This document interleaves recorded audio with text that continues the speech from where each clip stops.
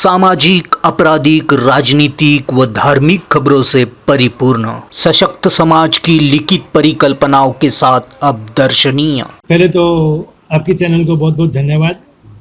आप लोग जो इश्यू उठा रहे हो और जो दुनिया के सामने एक सच्चाई बाहर ला रहे हो। आज की तारीख में आप घर घर में देखने जाओगे तो लोगों ने अभी न्यूज़ देखना बंद कर दिया है, क्योंकि पूरा दिन हम लोग जब देखते हैं तो कोरोना कोरोना कोरोना के अलावा हमको कुछ दिखता नहीं है। और लोग जो बीमार पड़ते हैं उससे ज़्यादा एक मेंटली इस तरह का टॉर्चर किया जाता है नेशनल चैनलों की तरफ से। तो ये टाइम में हमारे जो छोटे छोटे पत्रकार लोग गिनते हैं, हमारी जो गली के पत्रकार है, हमारे जो शहर के पत्रकार है, जो एक ऊंची सही भावना लेके निकले हैं, वो पत्रकार ही अभी इस देश के अंदर सबसे ज़्यादा अच्छी भूमिका निभाएंगे। आज छोटे छोटे जो पत्रकार जो देखते हैं गली के अंदर, मोहल्ले के अंदर, सिटी के अंदर, वो चीज़ समाज के सामने बाहर ला रहे हैं। कोरोना शायद एक जितनी बीमारी नहीं थी उससे कई गुना ज़्यादा दिखा दी है। कहते हैं कि समंदर में रहना और मगरमच्छ से डरना और ज़मीन में रहना, तो कोरोना से डरना कोई पॉसिबल अभी है ही नहीं। कोरोना एक रोग है, ठीक है, वो आया है, दवाई ली, ठीक हो जाती। हमने कई ऐसे लोग देखते जब जिस तरह से आंकड़ा सुनते हैं हम लोग कि लाखों लोग कोरोना के पेशेंट बन गए और सब लोग वहाँ पर ठीक होके भी आ गए। और जो बेचारे मरे उनके लिए भी हम आज अपने चैनल के थ्रू उनको श्रद्धांजलि देते हैं। और जिस तरह का जो माहौल, अब मैं विश्व की बात नहीं करता हूँ, वहाँ हुआ होगा जो स्थिति हो, लेकिन हमारे देश में जो माहौल खड़ा किया है, शायद वो यदि हमारी सरकार चाहती तो उसको रोक सकती थी। आज जिस तरह से कोरोना कोरोना करके जो डराया जाता है, अरे भाई इसमें कोई डरने की जरूरत नहीं। आज लोग हॉस्पिटल में जाते, ठीक हो गए, वापस आ जाते हैं।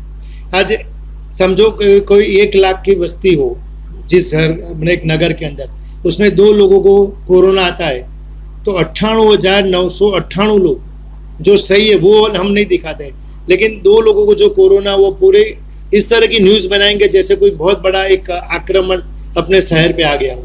तो हमको ये पॉजिटिव स्टोरी लानी है, पॉजिटिव समाज के सामने बातें रखनी है। और सबसे बड़ी बात, हमको हमारे जो वैद्यराज है, जो पहले पुराने ज़माने में हमारी ट्रीटमेंट करते हैं, उनके पर सबसे ज़्यादा भरोसा करना है। और वो जो ट्रीटमेंट देंगे वो 100% हमारे लिए फ़ायदाकारक होगी और कोई नुकसान नहीं करेगी, ये मैं दावे के साथ कहता हूँ।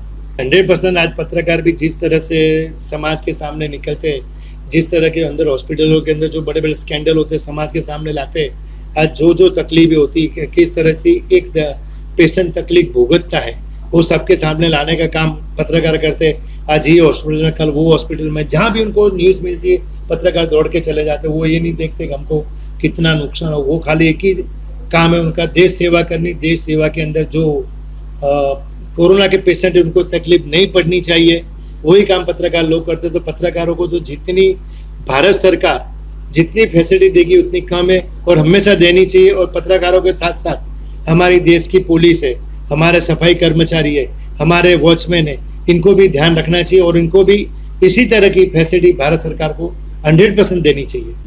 आज की तारीख में सबसे ज़्यादा खराब पोजीशन हो तो व्यापारी की है और व्यापारी के साथ काम करने वाले लोगों की।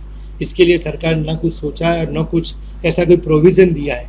आज मैं आपको बताऊं, व्यापारी एक दुकान समझो सुबह 8 से रात को 8 बजे तक खुलता है और पूरे दिन में पूरी मार्केट में लाख लोग आते हैं। तो सरकार ने क्या किया, लॉकडाउन 8 से 11 ही कर दिया।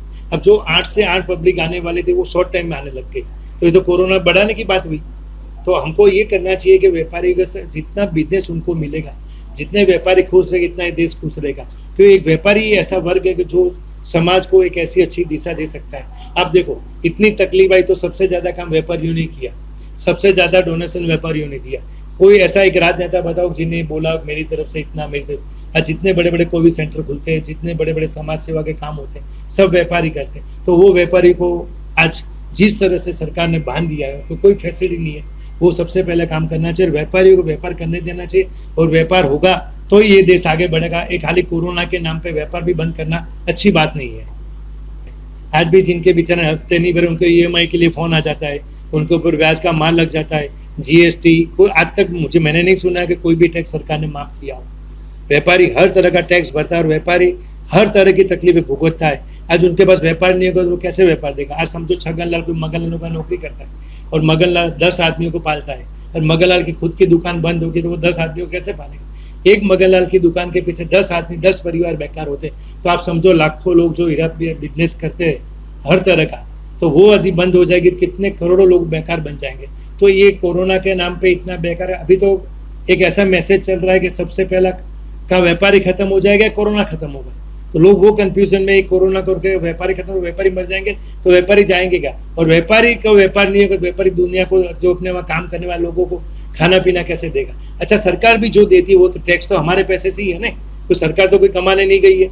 आज व्यापारी तो कमा के पूरा करता है। तो सरकार से विनती है कि व्यापारी को जितनी हो सके इतनी फैसिलिटी दे, और ये कोरोना के नाम पे ये जो जिस तरह का बवंडर मचा है वो अभी बंद करे। और यदि कोरोना को बंद करना हो तो दो चीजें सरकार को करनी है। एक तो हमारे देश के जितने वैद्य जो है उनके ऊपर भरोसा करे, और सेकंड चीज कि जो कोरोना टेस्ट हो रहा है उसके ऊपर एक सीबीआई इंक्वायरी लगावे, टेस्ट सही हो रहा है कि नहीं हो रहा है। नहीं तो आज देखो मार्केट के अंदर कैसी कैसी बातें चल रही, कभी सर्टिफिकेट पॉजिटिव आ जाता है तो दूसरी जगह कराते तो नेगेटिव आता है। तो ये स्कैंडल नहीं तो क्या है? सरकार को ऐसे लोगों के ऊपर तपास करनी चाहिए, व्यापारियों पर नहीं। एक व्यापारी दुकान के अंदर चुपचाप बैठा तो पुलिस उसको जाके मार के बाहर निकालती है। आज पुलिस ने जिस तरह से काम किया, एक आधी पुलिस इतना गंदा काम कर दो सब पुलिस स्टेशन का नाम खराब होता है। मैं तो पुलिस वालों को भी सैल्यूट दूंगा, आपने जिस तरह से काम किया है। अभी तो ये काम करना चाहिए, जो ज्यादा कोरोना करके जो बंद कराते हैं उनको बोलो तुम आके रोड पे खड़े रहो। जिस तरह से हमारी पुलिस खड़ी रही, जिस तरह से हमारे सफाई कर्मचारी खड़े रहे, जिस तरह से हमारे ये कर्मचारी खड़े रहे, वॉचमैन खड़े रहे, इस तरह आप खड़े रहो, फिर हमको बोलो कोरोना है या नहीं है। अभी मालूम पड़ जाए कोरोना क्या है।